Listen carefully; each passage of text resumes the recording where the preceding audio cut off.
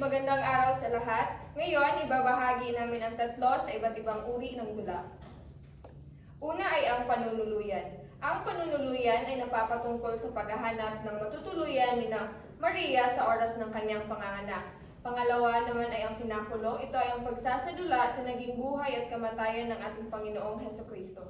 At ang panghuli naman ay ang salubong. Ito ay prosesyon na ginaganap sa madaling araw ng linggo ng pagkabuhay. Ang programang ito ay rated G para sa lahat ng manonood.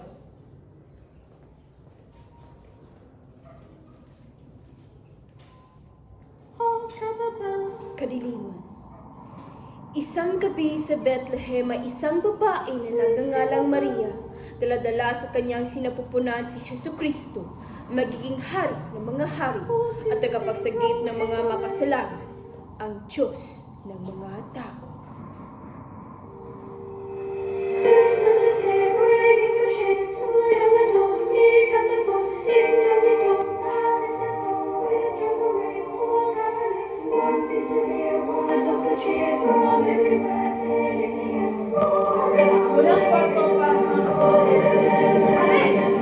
Nang ang mundo ay puno ng kadiliman, ang puso ni Maria ay hindi, dahil alam niya na sa kanyang sinapupunan ay siyang sasagip ng mga makasalanan.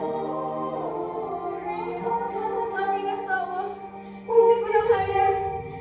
Pagkaisa na sa natin, aking asawa, manalig ka sa Diyos.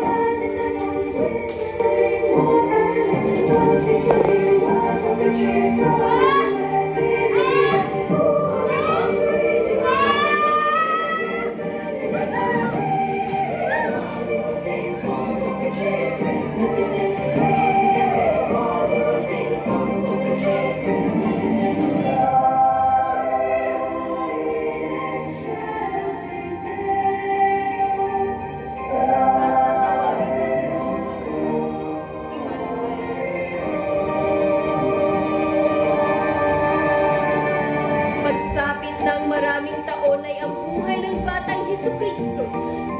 Ngunit huwag niya siyang ipagkaila na siya isang simpleng musmus lamang, nang sa murang edad siya ay namulat sa mga salita ng Diyos. Joseph! Joseph! Si Emmanuel! Nawawala! Ano? Emmanuel! Emmanuel! At sa langit di tayo mag-usap, at sa langit wala nang iiyak pa, at sa langit tayo ay magkakaisa. Lumipas ang 3 araw ng kanyang pagkawali sa kanyang mga magulang, ngunit patuloy pa din siya sa kanyang pagturo ng mga magagandang ulat tungkol sa mga aral ng kanyang ama. Emmanuel! At inyong magiging bahay ang hiligari sa lito, at sa langit lahat tayo ay pantay-pantay. Babae, Nag-aalala kami sa iyo. subalit sa iyo masaya na sunod naman ang usapan.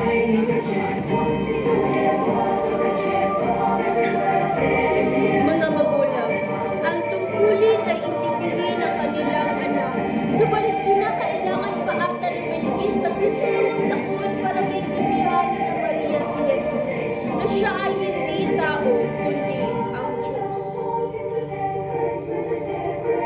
Sa kanyang paglaki ay ang paglago ng kanyang misyon bilang tagapagligtas. At sa kanyang paglakbay ay nakalikom siya na 12 disipulo na siyang sumusunod sa mga utos at pangaral ni Jesucristo. Ngunit nang magtagal ang gabi ng kanyang kamatayan,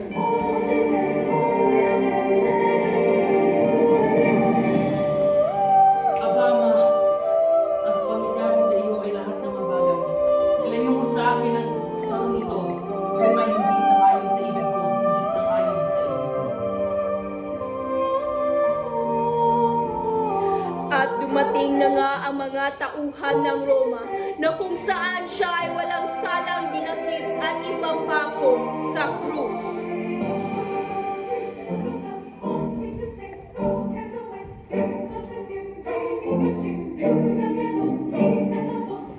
Ama, sa iyong kamay, ialay ko ang aking kaluluwa.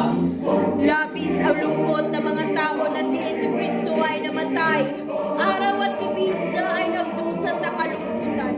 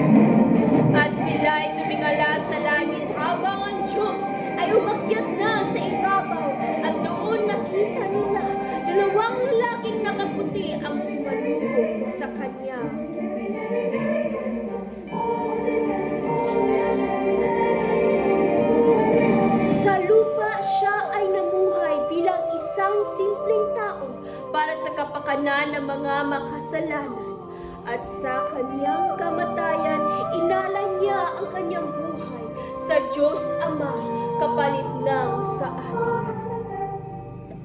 Who's it to say?